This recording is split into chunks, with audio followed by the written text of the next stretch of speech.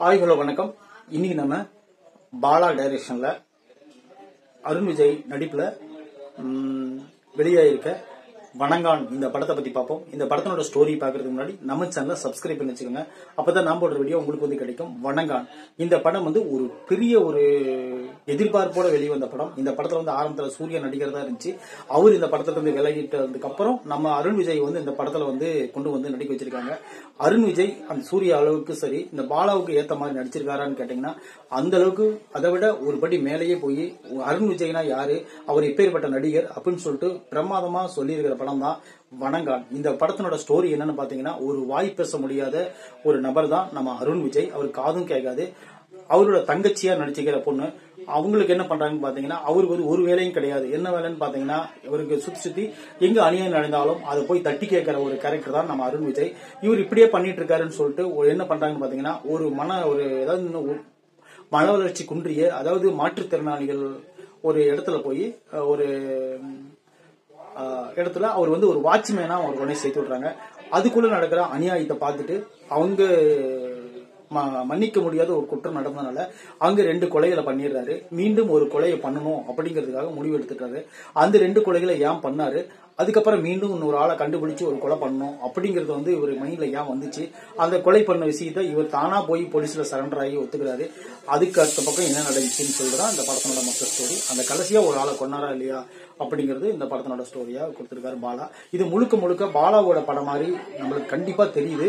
மற்ற படங்கள்ல பாத்தீங்கன்னா பாலா வந்து சில விஷயங்களை வந்து படத்துக்கு தகுந்த மாதிரி ஒரு கொஞ்சம் சாட்டிஸ்ஃபை ஆயிருவாரு தயாரிப்பாளருக்கு தகுந்த மாதிரி. ஆனா அந்த பாலா வந்து இந்த படத்தை பொறுத்த அளவுக்கு பாலா என்ன நினைச்சாரோ அதை தான் இந்த படத்துல வந்து கொடுக்க முயற்சி எடுத்திருக்காரு.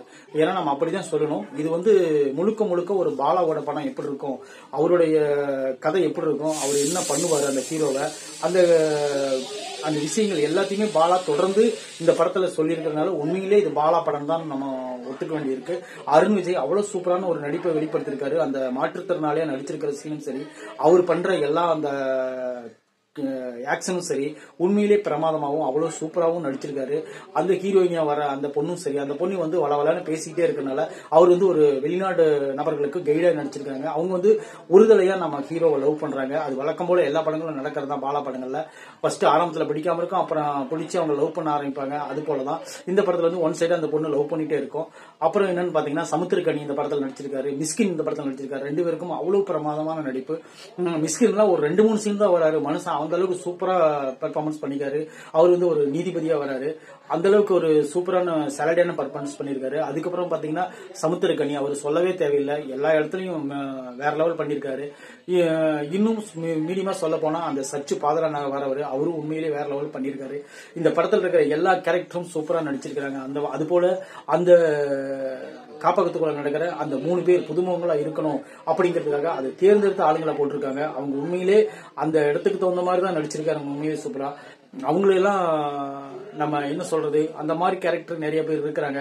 அவங்களால எப்படி பழி வாங்கணும் அப்படின்னு சொல்லிட்டு இந்த படத்துல வந்து அவ்வளவு பிரமாதமா சொல்லியிருக்காங்க. ஆனா ஒரு பெண் குழந்தைகள் மேல தவறான எண்ணத்துல பழகிறவங்களுக்கு என்னென்ன தண்டனை கொடுக்கணும் அப்படின்னு சொல்லிட்டு பாலா என்ன நினைச்சாரோ, தமிழ்நாட்டு மக்கள் இப்போதைக்கு என்ன நினைச்சிட்டு இருக்காங்களோ அதை அப்படியே மனசுல கொண்டாந்து நிறுத்தி, அது உண்மையிலே இந்த மாதிரி எல்லாம் நடந்தா நல்லா இருக்கும், பெண் குழந்தைகளுக்கு பாதுகாப்பு நம்ம கொடுக்கணும் அப்படின்னு சொல்லிட்டு சில பேர் பேசிட்டு இருப்பாங்க வாயில. ஆனா பாலா உண்மையிலே ஒரு படத்தை எடுத்து ப்ரொடியூஸ் பண்ணி நம்மளுக்கு காட்டி இருக்கிறது ஒரு மன ஆறுதலா இருக்கு. அதுபோல இந்த மாதிரி ஒரு தொடர்ந்து இந்த பெண்கள் பாலியல் சம்பந்தப்பட்டவர்களுக்கு என்ன தண்டனை கண்டிப்பா கொடுக்கணும் அப்படிங்கிறது இந்த படத்துல மூலியமா நம்மளுக்கு வந்து பாலா மிக சிறப்பா சொல்லியிருக்கிறது ஒரு ஆறுதலான விஷயமா நம்ம அமைஞ்சிருக்கு.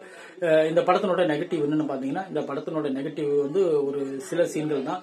அது என்னன்னு பாத்தீங்கன்னா, ஃபர்ஸ்ட் ஹாப்ல வர அந்த ஒரு சில சீன்கள் வந்து நம்மளுக்கு நெளிய வைக்கிற மாதிரி ஒரு சில சீன்கள் இருக்கு. அது என்ன, கதை ஆரம்பிக்கிறதுக்கே இவங்க என்ன பண்றாங்க பாத்தீங்கன்னா, ஒரு 45 நிமிஷத்துக்கு மேல எடுத்துக்கிறாங்க. அதுக்கு அந்த பக்கம் தான் இந்த கதையை ஆரம்பிக்கிறாங்க. அது வந்து நம்ம கொஞ்சம் பொறுமையா இருக்கணும். ஏன்னா இருக்குன்னா அது சில சீன்கள் ஒரு சுவாரஸ்யப்படுத்தினாலும் கூட இந்த கதைக்குள்ள இவங்க நுழையிறதுக்கே ரொம்ப லேட்டா எடுத்துட்டாங்களோ அப்படிங்கிற ஒரு கான்செப்ட் நம்மளுக்கு தெரியுது. அதுக்கு அந்த பக்கம் பாத்தீங்கன்னா 2 பேர்த்த ஈஸியா கொள்றவர், 3வது வந்து ஈஸியா கொள்ள முடியல. ஏன்னா அவருடைய பின்னடையை பார்த்து தான் கண்டுபிடிக்கிறாரு. அது வந்து அவ்வளவு சீக்கிரமா அவர் கிடைச்சி அவர் கொள்றதெல்லாம் அது வந்து கொஞ்சம் டிசப்பாயிண்டா இருந்த மாதிரி இருந்துச்சு. இன்னும் கொஞ்சம் அதை தேடி கண்டுபிடிச்சு கொள்ற மாதிரி கொடுத்திருந்தா அது இன்னும் கொஞ்சம் நல்லா நம்மளுக்கு கொஞ்சம் சுவாரஸ்யப்படுத்தி இருக்கும் அப்படிங்கறத நம்ம யோசிக்கிறது வருது. ஆனா அவங்க 3 பேருக்கும் கொடுக்கிற தண்டனை வந்து மிகச்சிறப்பான தண்டனை. பெண் குழந்தைகளை பாலியல் தொந்தரவு பண்ற எல்லா குழந்தைகளும் இந்த மாதிரிதான் தண்டனை கொடுக்கணும் அப்படின்னு சொல்றது வந்து உண்மையிலே சூப்பரான விஷயம். வணங்கான் வந்து இந்த படம் வந்து ஒரு நேர்த்தியான படம். இதுக்கு 55 to 60 மார்க்குகள் கொடுக்கலாம். இந்த படம் அதுக்கு உண்டான ஒர்த்தான படம் தான் இது. பாலாவின் படங்கள் இது போல தொடர்ந்து வந்துகிட்டே இருக்குன்னு சொல்லி நம்ம எல்லாரும் நினைப்போம். வணங்கான் வந்து நீங்க கண்டிப்பா தியேட்டர்ல போய் பார்த்து என்ஜாய் பண்ணக்கூடிய ஒரு படம் தான் இது. குழந்தைகள் தவிர்த்துருங்க. தேங்க்யூ.